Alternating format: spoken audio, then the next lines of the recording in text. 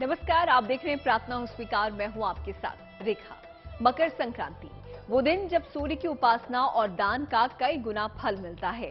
तो चलिए आपको बताते हैं मकर संक्रांति से जुड़ी हुई कुछ ऐसी अद्भुत बातें जिनके जरिए आप अपने भाग्य के सितारों को और भी बुलंद कर सकेंगे। सूर्य के राशि परिवर्तन के साथ ही मांगलिक कार्यों की शुरुआत होती है। स्नान और दान के पावन पर्व मकर संक्रांति की महिमा क्या है, चलिए जान लेते हैं।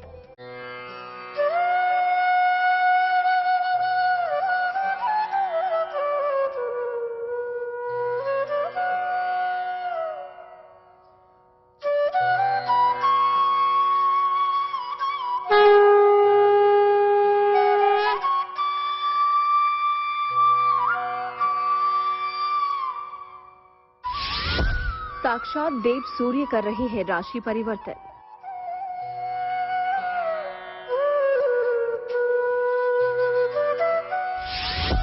धनु से मकर में सूर्यदेव का प्रवेश।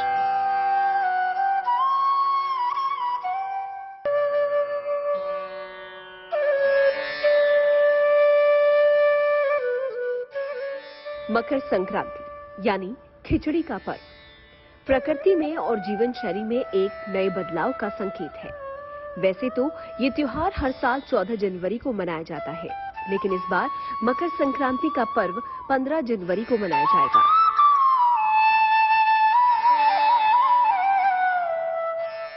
दरअसल मकर संक्रांति की तिथि का आरंभ रात में 8:42 से हो रहा है। ऐसे में उदय तिथि में यानी 15 जनवरी 2023 को मकर संक्रांति मनाई जाएगी। मकर संक्रांति के पावन अवसर पर नदियों में स्नान करने से आरोग्यता में वृद्धि होती है, धन वैभव में वृद्धि होती है, सुख संपन्नता में वृद्धि होती है। इस दिन खिचड़ी चढ़ाने की भी परंपरा है। खिचड़ी दान करने की बड़ी परंपरा है और खिचड़ी खिलाने की बड़ी परंपरा है और इससे पुण्य फल की प्राप्ति होती है। हिंदू धर्म में सूर्य देवता से जुड़े कई प्रमुख त्योहारों को मनाने की परंपरा है और उन्हीं में से एक है मकर संक्रांति।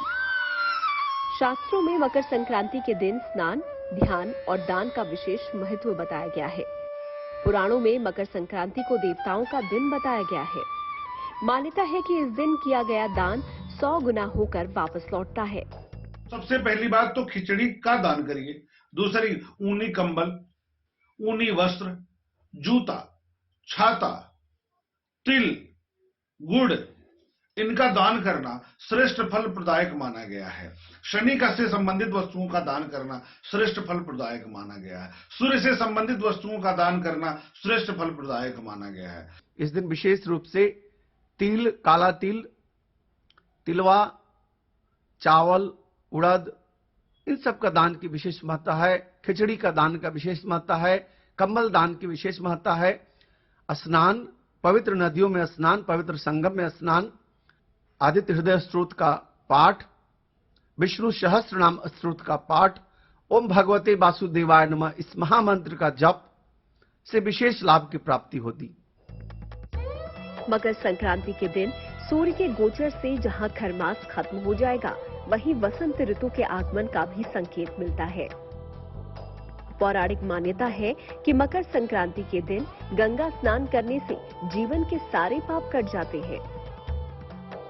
संगम है, वहां स्नान का महत्ता है। काशी में स्नान का महत्ता है। हरिद्वार में हर की पौड़ी के पास स्नान का महत्ता है। स्नान के बाद दान, सूर्य भगवान का अर्घ, इसमें भगवान सूर्य की उपासना की जाती है। भगवान सूर्य को अर्घ दिया जाता है, गरीबों को दान दिया जाता है। गरीबों को कंबल और खिचड़ी लोग दान करते हैं, खिचड़ी का भंडारा करते हैं। भगवान सूर्य की महिमा का गुणगान होता है। आदित्य हृदय स्तोत्र का लोग पाठ करते हैं। मकर संक्रांति पर दिया गया दान पुण्य में 100 गुने की बढ़ोतरी करता है। इस त्योहार को पूरे देश में अलग अलग नामों से जानते हैं। कहीं इसे मगही कहते हैं तो कहीं माघे संक्रांति। मकर संक्रांति के दिन से ही सूर्य का उत्तरायण आरंभ होता है, जिसकी वजह से दिन बड़ा तो रात छोटी होनी शुरू हो जाती है। शीतकाल के अंत का आरंभ हो जाता है। अपने स्वाभाविक संचरण के क्रम में जब भुवन भास्कर एक राशि से दूसरी राशि में प्रवेश करते हैं तो वह जो काल होता है वह संक्रांति का काल कहा जाता है, एक राशि से दूसरी राशि में जाना। इसी क्रम में जब ये देवगुरु बृहस्पति की राशि धनु को छोड़कर के अपने पुत्र की राशि शनि देव की राशि मकर में प्रवेश करते हैं तो वह तिथि कहलाती है संक्रांति। किसकी? मकर संक्रांति। मकर संक्रांति का ये त्योहार अंधकार से रोशनी की ओर जाने वाला त्योहार माना जाता है। मकर राशि में सूर्य का प्रवेश। मकर शनिदेव की राशि है। शनि भगवान सूर्य के पुत्र हैं। मकर संक्रांति के दिन स्नान करने का बड़ा विधान है। नदियों में, सरोवरों में, गंगा नदी में, पवित्र तीर्थों में उसका बड़ा महात्म है। सूर्य देव अपने पुत्र की राशि में प्रवेश करते हैं। ये वर्ष की अत्यंत श्रेष्ठ पर्वों में एक है, क्योंकि इसी दिन से सूर्य देव अपनी उत्तरायण की यात्रा आरंभ करते हैं। उत्तरायण की यात्रा आरंभ करने में ऐसा माना जाता है कि जब सूर्य की गति उत्तरायण होती है तो शुभ कार्य करने पर उसके फल में सकारात्मक रूप से वृद्धि होती है। संक्रांति के दिन से ही खरमास के वक्त बंद सभी शुभ काम फिर से शुरू हो जाते हैं। मकर संक्रांति के शुभ मुहूर्त में जो कोई साधक पुण्य काल और महापुण्य काल के मुहूर्त में पूजा आराधना, उपासना और दान करता है, उसका फल उसके मुक्ति मोक्ष के द्वार खोल देता है। तो हो जाइए तैयार। पुत्र शनिदेव के साथ पिता सूर्यदेव आपको देंगे आरोग्यता के साथ साथ धन संपदा और सुख समृद्धि का वरदान। मकर संक्रांति सूर्य देव की उपासना का पर्व है और सूर्य देव के बिना संसार में जीवन संभव नहीं है। मकर संक्रांति पर सूर्य की उपासना करके आप अपनी जिंदगी में चमत्कारी बदलाव ला सकते हैं। मकर संक्रांति और खिचड़ी भी एक दूसरे के पूरक हैं, लेकिन कैसे जुड़ा है मकर संक्रांति और खिचड़ी का संबंध? मकर संक्रांति पर क्यों खाई जाती है खिचड़ी? चलिए जान लेते हैं।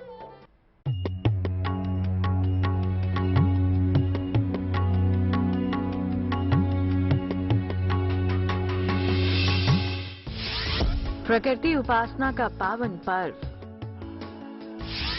मकर संक्रांति पर कीजिए ध्यान। भगवान सूर्य देंगे वरदान। सूर्य का मकर राशि में प्रवेश यानी मकर संक्रांति, दान पुण्य की पावन तिथि। मकर संक्रांति यानी देवताओं का दिन। इसी दिन से सूर्य उत्तरायण हो जाते हैं। शास्त्रों में उत्तरायण के समय को देवताओं का दिन और दक्षिणायन को देवताओं की रात कहा गया है। मकर संक्रांति एक तरह से देवताओं की सुबह होती है। इस दिन स्नान, दान, जप, तप, श्राद्ध और अनुष्ठान का बहुत महत्व है। पौराणिक कथा कहती है कि यह तिथि उत्तरायण की तिथि है।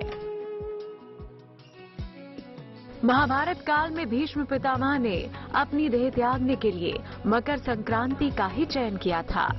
जब वो बाणों की सज्जा पर लेटे हुए थे तब वो उत्तरायण के दिन की प्रतीक्षा कर रहे थे और उन्होंने मकर संक्रांति की तिथि पर ही अपना जीवन त्यागा था। मकर संक्रांति के दिन ही गंगा जी भगीरथ के पीछे चलकर कपिल मुनि के आश्रम से होती हुई सागर में जाकर मिली थी। सूर्य प्रत्येक महीने में अपना राशि परिवर्तन करते हैं। इस प्रक्रिया को संक्रांति बोलते हैं। जब सूर्य धनु राशि में होते हैं तो यह प्रक्रिया खरमास हो जाता है, यानी एक महीने तक कोई भी शुभ कार्य को नहीं किया जाता। खरमास में गृह प्रवेश मना होता है, शादी विवाह मना होता है। इतना तक भी कि खरमास में लोग जो धर्मात्मा पुण्यात्मा होते हैं वह मरना भी नहीं चाहते। जैसे कि भीष्म पितामह खरमास में उन्होंने अपने प्राण को नहीं त्यागे थे और जैसे ही सूर्य उत्तरायण में हुए, यानी सूर्य धनु राशि से मकर राशि में आए तो उत्तरायण हुआ, मकर संक्रांति हुई, तब भीष्म पितामह ने अपने प्राण को छोड़े थे। इसलिए मकर संक्रांति बहुत ही शुभ है। मान्यता है कि इस दिन भगवान सूर्य की आराधना हर किसी को मोक्ष दिला सकती है। मकर संक्रांति के दिन प्रातःकाल स्नान करके सूर्यदेव को अर्घ दें। सूर्यदेव और शनिदेव के मंत्रों का जाप करें। संभव हो तो गीता का पाठ भी करें। पुण्य काल में नए अन्न, कंबल और घी का दान करें। इस बार तिल और गुड़ का दान करना भी विशेष शुभ होगा। पीपल का पौधा भी लगवाना चाहिए। भोजन में नए अन्न की खिचड़ी बनाएं।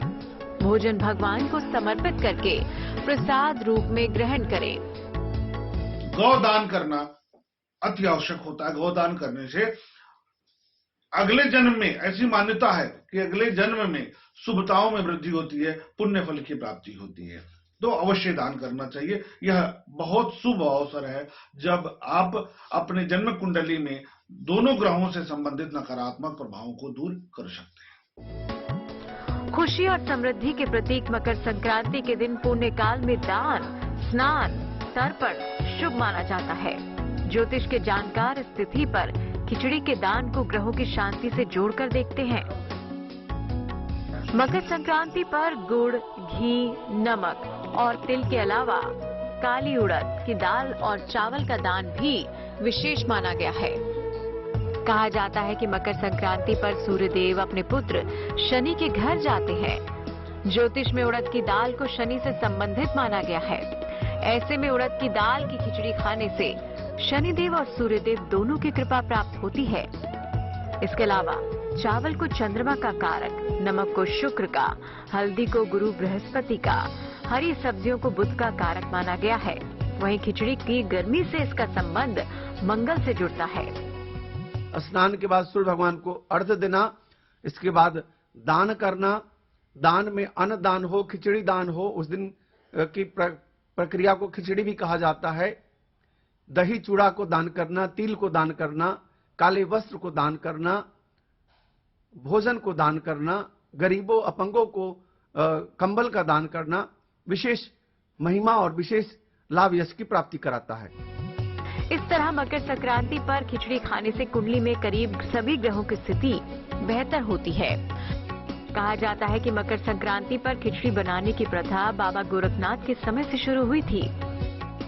बताया जाता है कि जब खिलजी ने आक्रमण किया था, तब नाथ योगियों को युद्ध के दौरान भोजन बनाने का समय नहीं मिलता था और वो भूखे ही लड़ाई के लिए निकल जाते थे।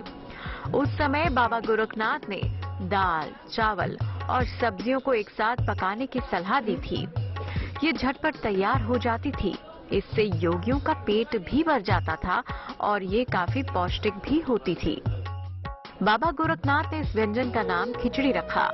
खिलजी से मुक्त होने के बाद मकर संक्रांति के दिन योगियों ने उत्सव मनाया और इस दिन खिचड़ी का वितरण किया। तब से मकर संक्रांति पर खिचड़ी बनाने की प्रथा की शुरुआत हुई। मकर संक्रांति के मौके पर गोरखपुर के बाबा गोरखनाथ मंदिर में खिचड़ी मेला भी लगता है। मकर संक्रांति न सिर्फ पूजा पाठ का महत्व बताती है, बल्कि मौसम के अनुसार खान पान, स्नान और दान को लेकर भी सजगता लाता है। तो आप भी मकर संक्रांति पर स्नान और दान करके पुण्य के भागी बने।